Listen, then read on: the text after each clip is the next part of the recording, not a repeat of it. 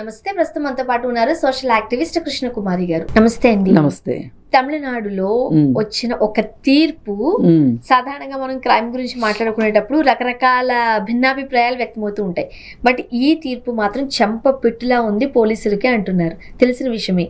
ఏమీ లేదు, కరోనా టైంలో ఒక పావు గంట అరగంట ఎక్కువగా ఆ షాపును ఓపెన్ చేసి ఉంచారంట తండ్రి కొడుకులు.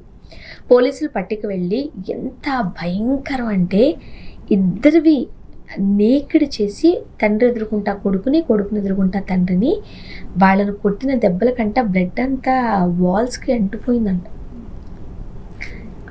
పంపించేసరికి వాళ్ళిద్దరూ చనిపోయారు. అంటే ఎంత బాధాకరం. లాకప్ డెత్ ఎంత బాధాకరం అండి అది.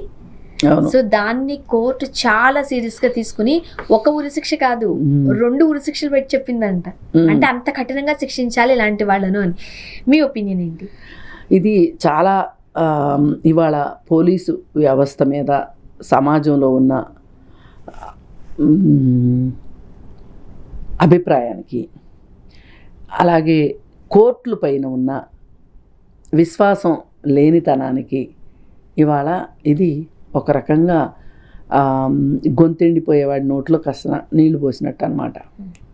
తీర్పులు బాగా రావట్లేదు, అసంబద్ధమైన తీర్పులు వస్తున్నాయి, పేదవాడికి అనుకూలమైన తీర్పు రావట్లేదు అనే ఒక పరిస్థితిలో ఈ తీర్పు రావటం చాలా చాలా మంచి విషయం అన్నమాట.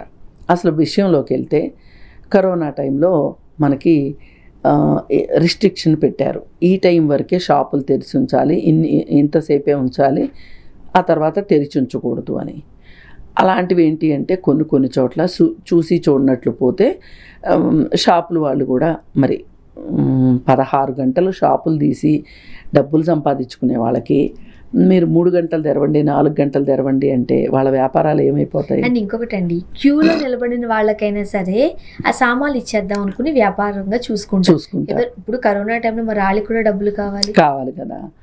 మరి ఆ పరిస్థితుల్లో వాళ్ళు ఎక్కువసేపు తీసి ఉంచారు అనే ఒక కోపంతో వాళ్ళని తీసుకుని వెళ్ళి వాళ్ళకు చెరొక 500 ఫైన్ వేస్తే అయిపోయే అంత చిన్న నేరం వాళ్ళు చేసింది.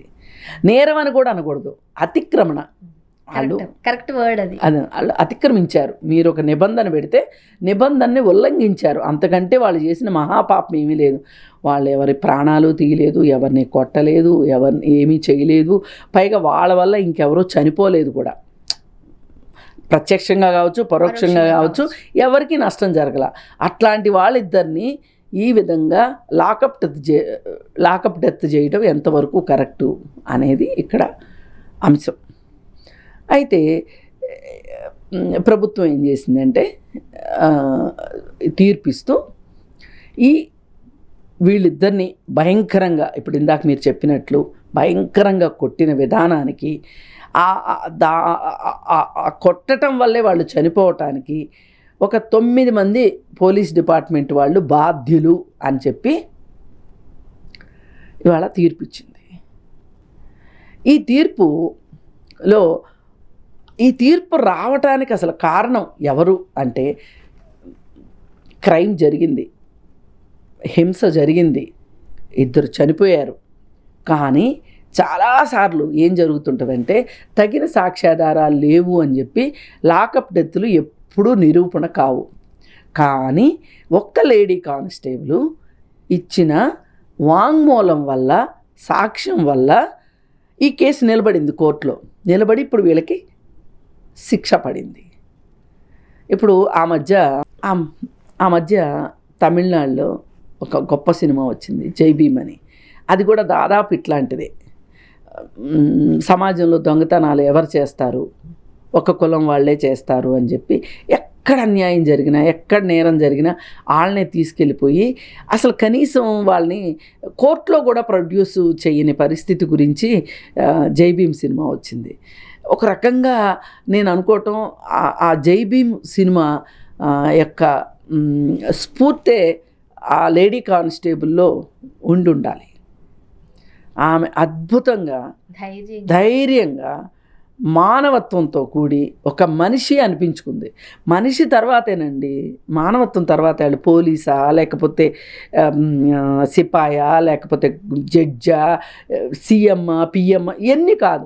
ఫస్ట్ నేను చెప్పిన వాళ్ళందరూ ఫస్ట్ మనుషులు, వాళ్ళల్లో మానవత్వం ఉండాలి. అది మర్చిపోతున్నారు కదా, అది మర్చిపోతున్నారు.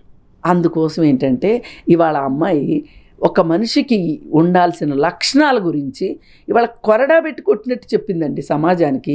చిన్న అమ్మాయి కావచ్చు, ఆ అమ్మాయి ఒక కానిస్టేబులే కావచ్చు, కానీ ఎంత పెద్ద బాధ్యత తీసుకుంది ఆ అమ్మాయి. ఇప్పుడు సామాన్య పౌరులైనా ఈరోజు మనం రోడ్డు మీద వెళ్తూ ఉంటే ఏదైనా ఒక అన్యాయం జరుగుతుంటే, ఒక నేరం జరుగుతూ ఉంటే చూసి చూడనట్టు వెళ్ళిపోయేవాళ్ళు కొంతమంది, ఫోనుల్లో రికార్డ్ చేసేవాళ్ళు కొంతమంది. అక్కడ ప్రాణం పోతున్నా పట్టదు. ఇప్పుడు వాళ్ళకి కొంచెం గుక్కెడు నీళ్లు పోస్తే వాళ్ళు బతుకుతారేమో అనేది కూడా ఆ స్పృహ కూడా లేకుండా వీడియోలు తీయటం, ఫోటోలు తీయటమే సరిపోతున్నాయి. ఈ కాలంలో పెద్ద పెద్ద జడ్జిలలో డబ్బులు దొరుకుతున్న వాళ్ళు కూడా వాళ్ళ వృత్తికి అన్యాయం చేస్తున్న టైంలో ఇక పోలీసుల సంగతి, ఈ జిహెచ్ఎంసీ అధికారులు, అంటే బ్యూరోక్రసీలో ఉన్న వాళ్ళందరి సంగతి నేను చెప్పక్కర్లా, రాజకీయ నాయకుల సంగతి అసలే చెప్పక్కర్లా. కొన్ని చోట్ల మీడియా ముసుగేసుకుని డబ్బులు సంపాదించే వాళ్ళ సంగతి కూడా చెప్పక్కర్లా. ఇంత మోసము, ఇంత అన్యాయము, ఇంత మానవత్వం లేని విషయాలు మన చుట్టూ ఉండగా ఆ మహిళా కానిస్టేబుల్ ఇంత ధైర్యం చేసి చెప్పింది అంటే ఆమె స్ఫూర్తి ఖచ్చితంగా జైభీం లాంటి సినిమాలే ఉండాలి. ఇవాళ సమాజంలో జైభీం లాంటి సినిమాలు ఉండాలి. అసలు నన్ను అడిగితే ఈ లాకప్ డెత్కు సంబంధించిన సినిమా కూడా రావాలి. ఈ కథాంశంతో సినిమా వస్తే ఎక్కువ మందికి రీచ్ అవుతుంది. అయితే ఇప్పుడు మన రాష్ట్రంలో కూడా అప్పుడప్పుడు లాకప్ డెత్తులు జరుగుతూ ఉంటాయి.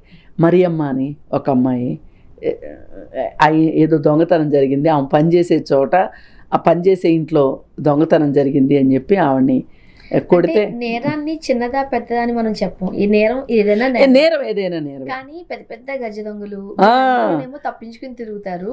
ఈ చిన్న చిన్న నేరస్తుల్ని అంటే వాళ్ళు అసక్తులు కాబట్టి, వాళ్ళు పేద వర్గాలకు చెందిన వాళ్ళు కావచ్చు, లేదు అంటే కొన్ని సందర్భాల్లో దిక్కుమొక్కు లేని జనం. కానీ బెదిరిస్తారు కానండి, లిప్పి కొట్టే అంత పెద్ద తప్ప అండి. అసలు ఆ నేరం చూస్తే ఆశ్చర్యం వేసింది.